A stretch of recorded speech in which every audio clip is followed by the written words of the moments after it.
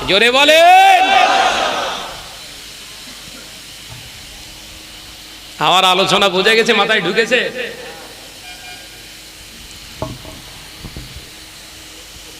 এক কেজিকে মাপতে গেলে কমপক্ষে 1 কেজি 100 হওয়া লাগে। কথা বুঝতে পারছেন না? নাকি 500 নিয়ে 1 কেজি মাপবেন? এই তো সমাজ তাই বলছে, তাই বলছে না? সমাজ তাই শেখাচ্ছে না? ও নওজওয়ানেরা, যুবকেরা, ছেলেরা, বাচ্চারা, পর্দানাশীনা মা ও বোনেরা, শুনে রেখে দি, জেনে রেখে দি, আল্লামা রুহুল আমিন রাহমাতুল্লাহ আলাইহি হুজুর জজ্জার করে কেঁদেছিলেন, হুজুর আমি রাসূলুল্লাহর দিদার পেলাম। ওটা আপনি কি করে জানলেন? আল্লাহর ওলি মুজাদ্দুর জামান মুচকি ঘেঁষে বলেছিলেন, ও বাবা রুহুল আমিন, গতকাল রাতে রাসূলুল্লাহকে সাল্লাল্লাহু আলাইহি ওয়াসাল্লাম শুধু তোমার সঙ্গে দিদার দেন না, আমি আবু বকরের সঙ্গেও দিদার দিয়েছে। এটাও বলে গেলে, ও আমার আবু বকর, কালকে আমার রুহুল আমিন আসবে, আমার রুহুল আমিনকে আর কষ্ট দিও না, আমার রুহুল আমিনকে তোমার হাতে বায়াত করিয়ে নিও।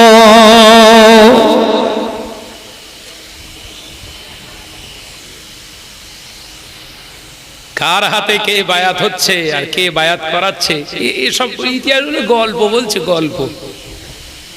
তোর কাছে লাগবে তো, কারণ তুই তো হাইব্রিড মলি সাহেব, তোর কাছে তো নবী মুর্দা। এ কথা বলছেন না কেন? তোর কাছে তো নবী মরে গেছে, আল্লাহর ওলিরা মরে গেছে। পীর আল্লামা সাইফুদ্দিন সিদ্দিকী রাহমাতুল্লাহ আলাইহির কবর সামনের দিকটা মাথার কাছে ধসে গিয়ে খুশবু বার হয়েছে, হাইব্রিড মলি সাহেব সেইটা নিয়ে খেসা করছে, বলছে এটা ঈমান বাড়ার কমার কি আছে। ইমাম বুখারী রাহমাতুল্লাহ আলাইহি তানার যখন কবর খনন করা হচ্ছিল, কিতাবের ভিতরে এসছে তানার কবরের মাটি যত খুঁড়ছে তত খুশবু বের হচ্ছে। একবার জোরে হবে না? তানার কবরের মাটি সব তাবাররুকান নিয়ে পালাচ্ছিলেন মানুষ। এ থেকে তুই কি বুঝলি? আসলে তুই বুখারী শরীফের ইমাম মুহাম্মদ ইবনে ইসমাইল বুখারী রাহমাতুল্লাহ আলাইহি জীবনী জানিস না, তুই কি পড়বি? এই কথা ঠিক না বুঝ জোরে বল। অর্থাৎ ভাইরা আমার, আলেম সমাজে প্রচুর বেড়েছে, ফিতনা বলো কমিনি, বেড়েছে। ঠিক না বুঝ জোরে বল। আলেম সমাজে বেড়েছে, ফিতনা বেড়েছে, হুজুর বেড়েছে, ভাগাভাগি বেড়েছে, বিরাট পীর মুরিদি বেড়েছে, আলাদা ছাতা তৈরি করার লক্ষ্য বেড়েছে। একটা কথা, শেষ কথা বলি, দাদা হুজুর হক ছিলেন, 5 হুজুর হক ছিলেন, আল্লামা হুজুর হক ছিলেন। এগুলো যদি তোদের ভেজাল লাগে, কারুর নিতে হবে না, যেগুলো আছে ওইগুলো লে, যেগুলো ছিল ওইগুলো নিয়ে চল। এই কথা ঠিক না বুঝজোরে বলে।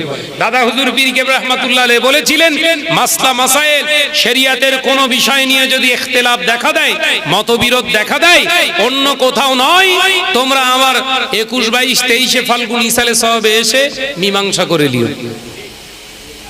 আমরা কারুর দরবারে যাব না, দাদা হুজুর দরবার রেখে গেছে, ওখানেই যাব। আপনারা কি বলছেন? আপনারা কি বলছেন? ঠিক বললাম না ভুল বললাম? হাত উঁচু করে দেখান তো। তাকবীর দেন, নারায়ে তাকবীর। জোরে বলেন নারায়ে তাকবীর। মীমাংসা আমার বিরুদ্ধে উল্টো পাল্টা বলা হচ্ছে, আমাদের বিরুদ্ধে হিংসা করছে। আরে ভাই, তোর হিংসা করব কেন? 6 কখনো 2 এর বিরুদ্ধে হিংসা করে? 6 কখনো 2 এর বিরুদ্ধে হিংসা করে? 6 বড় না 2 বড়? যদি ভাবিস যে তোদের দিকে হিংসা করি, তোর ভুল হবে। কারণ হিংসাত্মক নীতি যাদের ভিতরে থাকে, তাদের ভিতর থেকে কথাগুলো বেরোয়। যার ভাঁড়ে যা থাকে উবুড় করলে তাই বেরোয়। এই কথা বলছেন না কেন? রান্না করেছেন কচু, উবুড় করছেন গোশত পাবেন বলে হবে? কচুই বেরোবে তো। অর্থাৎ ফিতনা ফাসাদ থেকে বাঁচার একটাই উপায় বলে দিলাম, এবং তিরমিজি শরীফেও এসেছে হাদিসটি। যখন কোনো তোমরা উলামাদের ভিতরে মতনৈক্য দেখা দেবে, ছোট ছোট বিষয় নিয়ে বিরাট দ্বন্দ্ব বিবাদ তৈরি হবে, তখন পূর্বের আলেমের কাছে, তার মানে পূর্বের আলেম কারা ছিল? আল্লামা আব্দুল জলিল সাহেব রাহমাতুল্লাহ আলাইহি, আব্দুল খালিক সাহেব রাহমাতুল্লাহ আলাইহি, পূর্বের আলেম কারা ছিল? শাহ সুফি আল্লামা ইহিন আল্লামা রুহুল আমিন সাহেব রাহমাতুল্লাহ আলাইহি, পানি গোবরা হাফেজ সাহেব হুজুর কেবলা রাহমাতুল্লাহ আলাইহি, গোলাম রসুল চাঁদপুরি রাহমাতুল্লাহ আলাইহি, হযরতে মাজারাইত পীর সাহেব হুজুর রাহমাতুল্লাহ আলাইহি। এই মানুষগুলো কি ধরলি আমরা পেয়ে যাব? এই কথা ঠিক না? বুঝ জোরে বলে। আল্লাহ আমাদেরকে বোঝার তৌফিক দেন, বলুন আমিন। আর একটু জোরে বলি আল্লাহুম্মা আমিন। আল্লাহ আমাদের দিনের রাস্তার, দিনের জন্য, ইসলামের জন্য কবুল করেন, বলুন আমিন। আর একটু জোরে বলি আল্লাহুম্মা আমিন। প্রাণ খুলে জিকির করি কালেমা লা ইলাহা ইল্লাল্লাহ।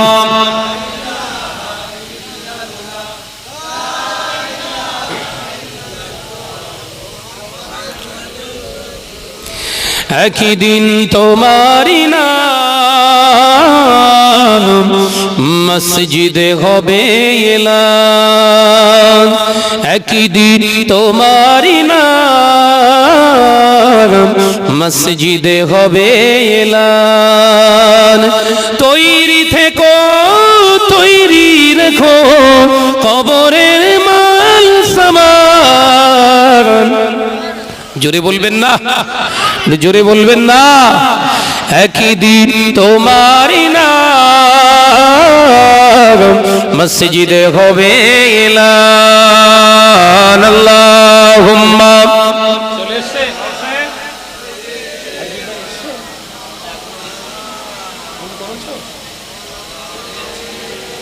একবার দেখো না। বন্ধু স্বজন আত্মীয় পরিজন পরিয়ে তোমার নতুন কাফন।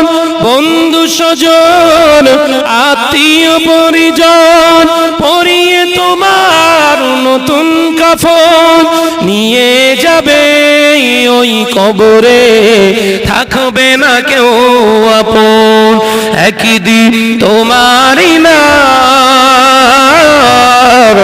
মসজিদে হবে এলান, একদিন তোমারই নাম মসজিদে হবে এলান। আল্লাহুম্মা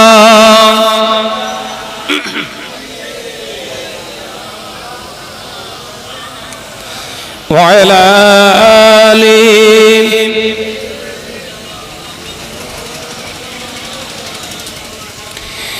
টাকা কড়ি গাড়ি বাড়ি থাকবে না কেউ সঙ্গে তোমার। টাকা কড়ি গাড়ি বাড়ি থাকবে না কেউ সঙ্গে তোমার। থাকবে সেদিন সঙ্গী হয়ে নূর নবীর সুন্নাহ। জোরে হবে না, একটু জোরে হবে না। নারে তাকবীর। সিলসিলা হক মুসাদ্দাদুজ জামান, সিলসিলা হক মুসাদ্দাদুজ জামান। নারে তাকবীর। থাকবে সেদিন সঙ্গী হয়ে নূর নবীর সুন্নাহ। একদিন তোমারই নাম মসজিদে হবে এলান। আল্লাহুম্মা সাল্লি আলা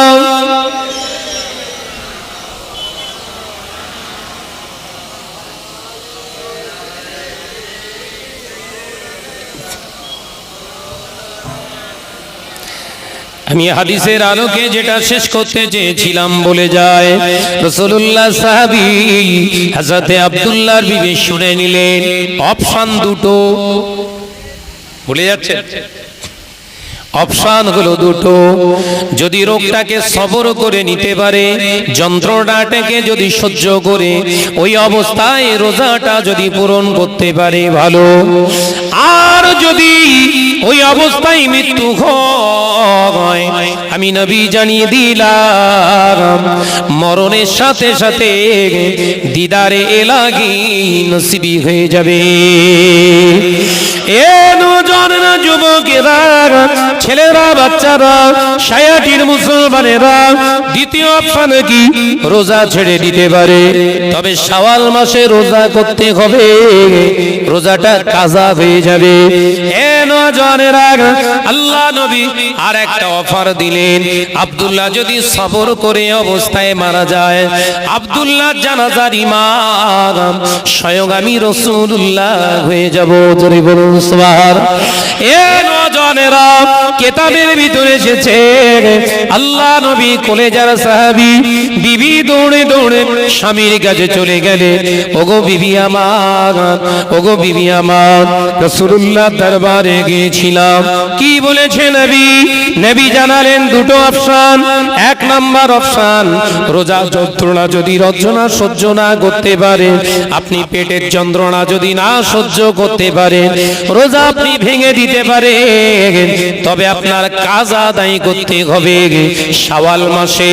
আজ যদি সবর করে ধৈর্যশীলতার পরিচয় দেন, আল্লাহ নবী জানিয়ে দিলেন যন্ত্রণা করতে করতে যদি রোজা অবস্থায় মৃত্যুটা হয়ে যায়, আল্লাহ নবী খুশ খবরই দিয়েছে মৌতের সাথে সাথে দিদারে ইলাহি নসিব হয়ে যাবে।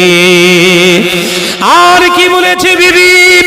ও আমার স্বামী গো, রোজা রাখা অবস্থায় যদি মারা যান, আল্লাহ নবী জানিয়েছে আপনার জানাজার ইমামটা স্বয়ং আমার নবী হবে। বলার সাথে সাথে আল্লাহু আকবার বলে তিড়িক মেরে উঠেছে বাবা। পানি থেকে, পুকুর থেকে মাছ যেমন ডাকাতে রাখলে তোড়কে ওঠে, আল্লাহ নবী সাহাবী আল্লাহু আকবার বলে লাফ মেরে তোড়কে উঠে জমিনের উপরে পড়ে গেল। ইন্না লিল্লাহি ওয়া ইন্না ইলাইহি রাজিউন। আল্লাহ নবী সাহাবী আব্দুল্লাহ ইন্তেকাল হয়ে গেলেন। এ নওজোয়ানেরা, জন যুবকেরা, পর্দানাশীনা মা বোনেরা, হযরত আব্দুল্লাহ রাদিয়াল্লাহু তাআলা আনহুর ইন্তেকালের সংবাদটা রাসূলুল্লাহ দরবারে যখন এলেন, আল্লাহ নবী বললেন সাহাবীরা ইফতার করে নামাজ আদায় করে দেরি করো না, আমার আব্দুল্লাহর জানাজাতে যেতে হবে। আমার আব্দুল্লাহ আল্লাহর মহব্বতে মারা গিয়েছে, আল্লাহর মহব্বতে মারা যাবা আমার খাঁটি উম্মতের জানাজা স্বয়ং আমি রাসূলুল্লাহ আদায় করতে চাই। বিশ্বনবীর কলেজা সাহাবীরা হাও হাও করে কাঁদতে লাগলেন। আল্লাহ নবী তার দরজা মর্তবা বর্ণনা করেছে, আফসোস করতে লাগলেন হায় হায় এই নসিবটা যদি আমাদের হয়ে যেত। সুবহানাল্লাহ বলবেন না? কি তামান্না, মনের কি মাকসাদ, ইচ্ছা, উফ আব্দুল্লাহর জায়গায় যদি আমি হয়ে যেতাম। এ নওজোয়ানেরা, যুবকেরা, ছেলেরা, বাচ্চারা, পর্দানাশীনা মা ও বোনেরা, মাগরিবের নামাজ আদায় করে সাহাবায়ে কেরামেরা সম্মিলিতভাবে হাজির হয়ে গেলেন। আল্লাহ নবী নিজে হাতে করে তানার কাফন পরালেন, জানাজার ইমামতি করলেন। মদিনার কবরস্থান জান্নাতুল বাকি, ওই জান্নাতুল বাকিতে কবরস্থ করার জন্য দাঁড়িয়ে গেলেন। আল্লাহ নবী বললেন আব্দুল্লাহর কবরে কেউ নামবে না, স্বয়ং আমি রাসূলুল্লাহ নামতে চাই। হযরত আব্দুল্লাহর কবরে নিজে নেমে গেলেন। আল্লাহ নবী নিজে হাতে করে হযরত আব্দুল্লাহ রাদিয়াল্লাহু তাআলা আনহুর কবরের ভিতরে লাশটাকে রেখে দিলেন। হঠাৎ ইয়া রাসূলুল্লাহ, আল্লাহু আকবার বলে সাহাবীরা আওয়াজ দিয়ে উঠলেন, কি ব্যাপার, কি ব্যাপার?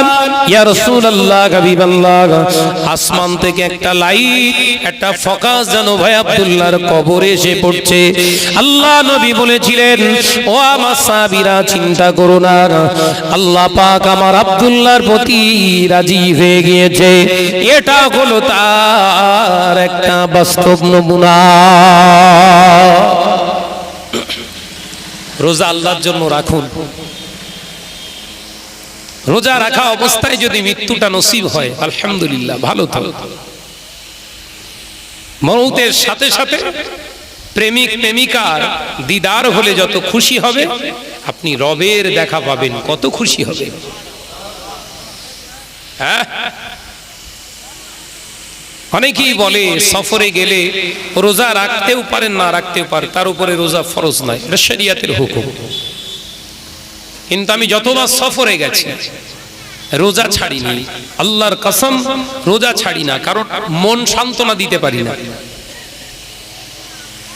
আমার জন্য দোয়া করেন আমার ভাইজান শ্রদ্ধেয় ভাজন আলহাজ হযরত মাওলানা মুফতি আজিজুর রহমান সাহেব দামাত বারকাতুহু, তিনি হুজুর এসেছেন, ওয়াজ করবেন, একটু প্রাণ খুলে তাকবীর দেন, নারা লাগান, নারায়ে তাকবীর, জোরে বলো বাবা নারায়ে তাকবীর। সিলসিলা হক মুসাদ্দাদুস সামান, সিলসিলা হক মুসাদ্দাদুস সামান, জনাব ভাই সাহেব হুজুর কিবলা, শ্রদ্ধেয় ভাজন ভাই সাহেব হুজুর কিবলা, নারায়ে তাকবীর। আমি আপনাদের থেকে আলবিদা নিলাম, ওটাওটি করবেন না বাবা, না না না, চাপ দিও না, রোজার সময় চাপ দিও না, হালকা যেটুকু পড়ে সেইটুকু। যে শোনেন না গজল, আমি এই প্রায় 2 ঘন্টা বক্তব্য রাখছি বাবাজি, পেছনে যিনি বসে আছেন উনিও গজল ভক্ত, অন্য কারণ নয় আমার, কিন্তু উনি পেশাব দিতে পাচ্ছেন না, জানেন কবরের খবর মুর্দারা রাখে। ভাইজান জানেন এই রোজা থাকা অবস্থায় ওয়াজ করা, কথা বলা খুব খুব কঠিন ব্যাপার। এই যে আল্লাহ করিয়ে নিয়েছেন আলহামদুলিল্লাহ। যে যে আমার সোনার মানিকেরা, আল্লাহ চাইলে ইনশাআল্লাহ দেখা হবে। তবে একটা কথা বলি, ঈমান বাঁচান, গুজবে কাম দেবেন না, খেয়াল থাকবে তো, ঈমান বাঁচান, গুজবে কান দেবেন না, কথা বুঝতে পেরেছেন? এ সরিয়ে দেবে, এই কচি সরিয়ে দে, আমি আপনার থেকে আলবিদা নিলাম। আল্লাহ পাক চাইলে আবার দেখা হবে। আমার ভাইজান এসেছেন, আপনারা খুশি তো? হ্যাঁ বলতে হয়, বলতে হয় আলহামদুলিল্লাহ, বলুন আলহামদুলিল্লাহ। আমি আপনার থেকে আলবিদা নিই, এখন আজান হবে তো, আজানের পরে ভাইজান উঠবেন। আসসালামু আলাইকুম ওয়া রাহমাতুল্লাহি ওয়া বারাকাতুহু। দোয়া করুন, আল্লাহুম্মা আমিন।